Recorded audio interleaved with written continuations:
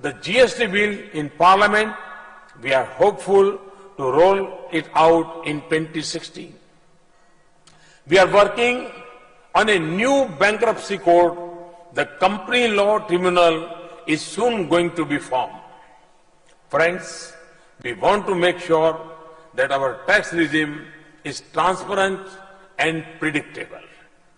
We are also keen to see that genuine investors and honest taxpayers get quick and fair decisions on tax matters.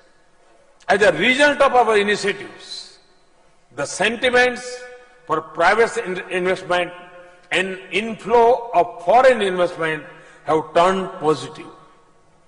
FDI inflows have gone up by 40% compared with previous year's corresponding period. India has been recently ranked as the most attractive investment destination by Ernst & Young.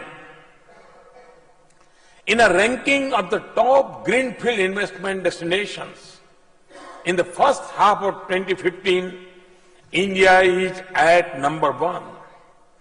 Foreign Policy magazine of USA has ranked India as number 1 FDI destination. In a study of 100 countries on growth, innovation and leadership, India has been ranked number 1 by Frost and Sullivan. India has improved its UNCTAD ranking of investment activeness from 15th to 9th. India has also jumped 16 places on the World Economic Forum's Global Competitive Index. Moody's have upgraded the rating of India as positive. Thus, just 18 months, we have successfully restored the credibility of India in the eyes of global players. Through PPP, we are encouraging private investments in areas where earlier only government used to invest. We are also divesting our stake in the public sector enterprises to instill market discipline. We are keen to learn from your experience in structuring and implementing PPP projects. I am personally convinced and want to assure you that India is committed to protect intellectual property rights of all innovators and entrepreneurs.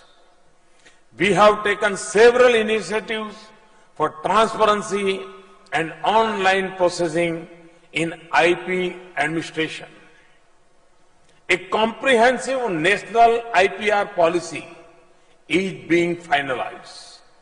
Friends, we want your active involvement in translating our dreams into reality.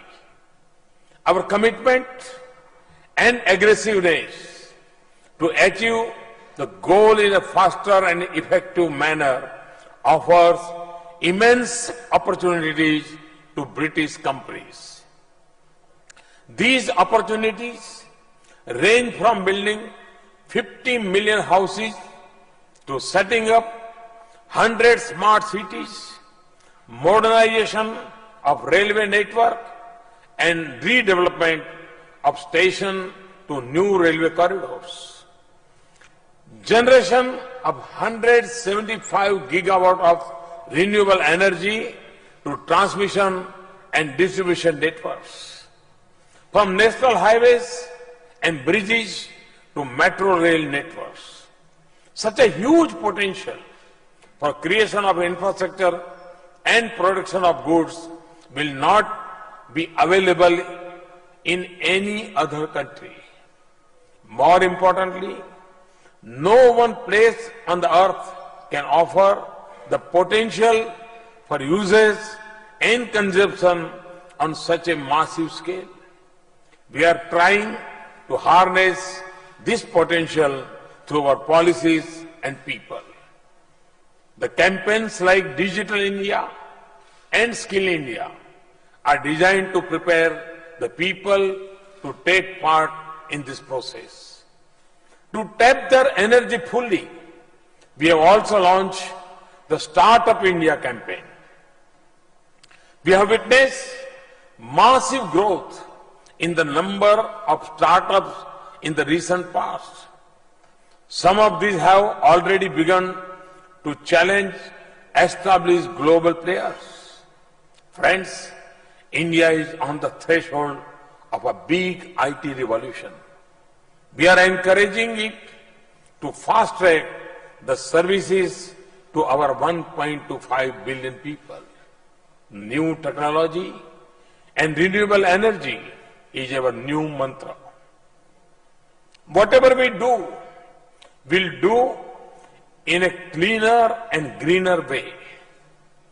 Energy efficiency, water recycling, waste to energy, clean India, and river cleaning are among those initiatives.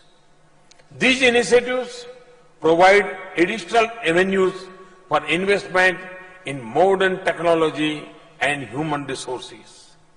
Ours is a country of the vibrant youth and a rising middle class. There is a huge domestic market in India.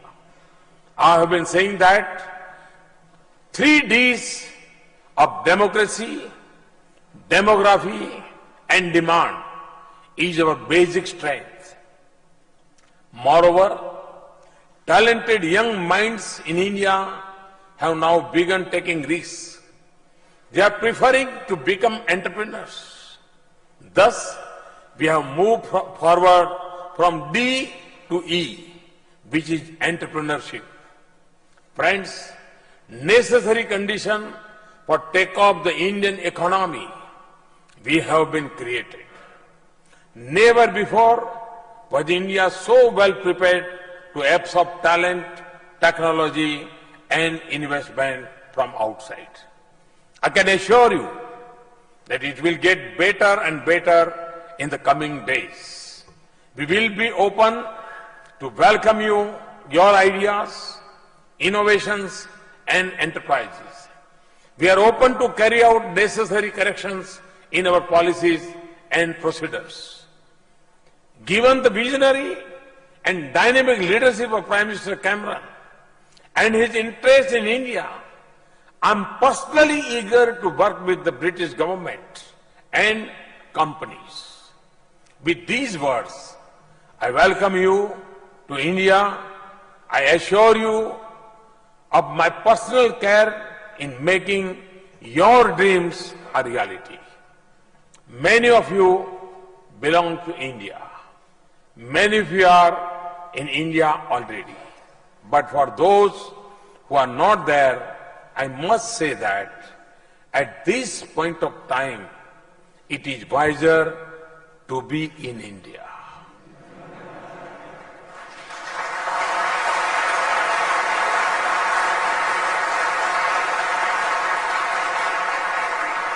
Further, we are making it easier to invest in India. And believe me, we are making it even better to make in India. Thank you. Thank you very much.